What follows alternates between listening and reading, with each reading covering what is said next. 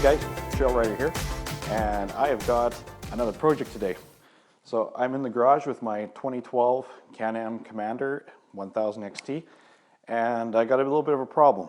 So what started this whole process is I bent a tie rod on my Commander a little while back, and when I was replacing the tie rod, I realized that the bushing for the steering rack had actually been damaged, and not just a little bit damaged, like really damaged. So this is the remanufactured bushing that I'm going to be putting in this time, but the factory one had essentially come out of its socket a little bit, and then as it was being jostled around back and forth on the tie rod, was going up and down and getting clamped and getting crushed and stuff like that. So this is actually the second time that I'm doing this replacement.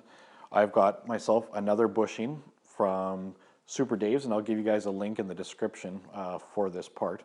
But what I'm going to be doing is I'm going to be going in, I'm going to be taking the tie rod off, I'm going to be going in there and pulling out the other Super Dave bushing, which is now, I'm presuming, very crushed and out of shape, and I'll be putting this one in. Now, what this is going to fix is it's going to keep me from buying an entire new steering rack for this machine, because from all the reading that I've done online, if you have this issue, if you have this bushing come out of your steering rack, you are basically having to buy a whole new steering rack at $500+. Now, Super Dave's provides this bushing for, it was about $50 Canadian by the time I got it here. Now, $50 compared to $500, I like that pricing. So I'm going to show you here now what's happening with the steering, and maybe you're having the same problem, maybe you can relate. Okay, so here we are at the front of the Commander, and I'm going to show you the problem that's happening with the machine. This problem affects the passenger side only and not the driver's side, from my understanding. This bushing is only a bushing on the passenger side, and it doesn't fall out on the driver's side. So if I come over here and I move the passenger side tire, you can see the immense amount of play that it's got. You know, it's almost like the tie rod is gone, or the ball joint is gone, or something like that. But I'm going to show you right away how basically you've got this socket, and you've got the output shaft for the power steering rack, and it's basically jumping up and down inside of there, which is what I'm hoping to fix up with that bushing. Okay, so I've got the wheel off. Here you can see the tie rod, and if I pull this boot back, you can see the steering rack. And if you see this white piece here, that is the old Super Dave bushing, and oh yeah, she is really, really messed up. Check that sucker out. So hopefully this is going to be the proper repair for this. Okay, so I finally got that tie rod off, and now if you can see in here, I'm going to pull that bushing off, and here you can see what a number I've done to that sucker. Oh man, that is really sad. It is really hard to see, because that was quite a bit of work and money to get that bushing. So here on the hood of the Commander, you can see the difference between the old one and the new one. New one is basically perfectly round, but it does have a very slight taper to it. That's why you're seeing that red mark. So it's got just a very slight size difference on the inside than on the outside. And then here's that sucker, just completely chewed up. And probably part of that was me, when I'm, you know, you're really wrenching the steering around corners and stuff like that. You know, you've got so much force when you've got the entire steering rack at your disposal there, and just probably just chewed this sucker right up. So these are the instructions that are provided with this bushing, and as you can see, I've done pretty much all the steps, and so I'm now on step number 5, and it's step number 7, which is the one that kind of gives me the most concern.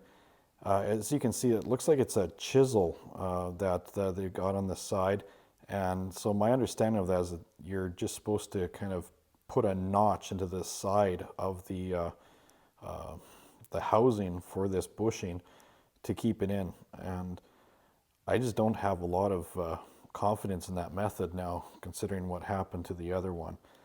So I'm not sure what I'm going to do as far as trying to change that at this point. But I'm going to do a little bit of research tonight and figure it out tomorrow. So with my new bushing here, I got to make sure that it doesn't end up being like my old bushing again.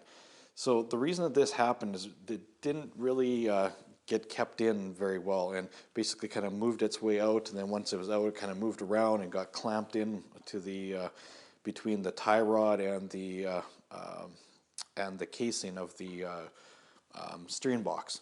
So what I'm going to try with this one is I'm going to try drilling up from the bottom of the case and put in a small set screw. So we'll see how that goes. Well, I did not plan this very well because that is not even an option. As you can see, here's the inner part of the steering box shaft, and it is this casing right here they need to drill a hole into, and I don't see having the ability to be able to drill into that without removing the whole steering box. So I need to think of another option. Okay, so after a bunch of fiddling around, I finally got that bushing in. You can see it actually seated all the way in. And man, I tell you, I was trying everything I could think of to get that in. Had a hammer and a 2x4, and I was pounding, and then I thought to myself, man, why am I doing all this? I have already got a built-in bushing press. How's that, you may say? Check this out. So I'm just threading the tie rod on right now. I'm just going to do that until it seats, which gives it a nice flat surface against where it can push on that bushing.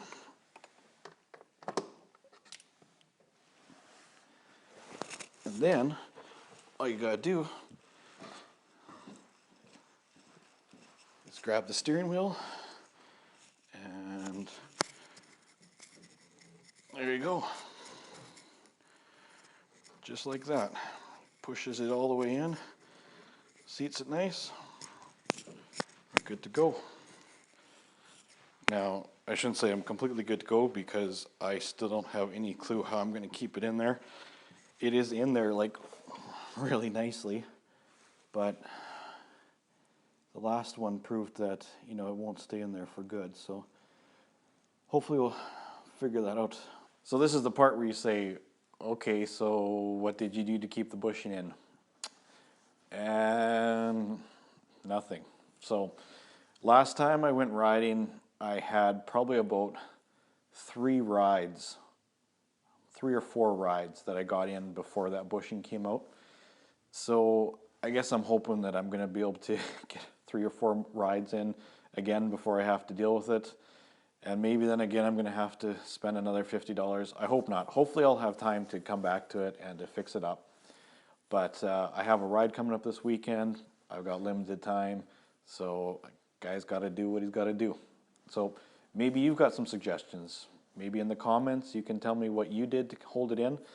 I imagine if I had the rack out, I'd have a lot more options than I do right now. But with the rack being in the machine and there being so little room in there to be able to maneuver around, just really limited with my options. So let me know what you think. Thanks for watching.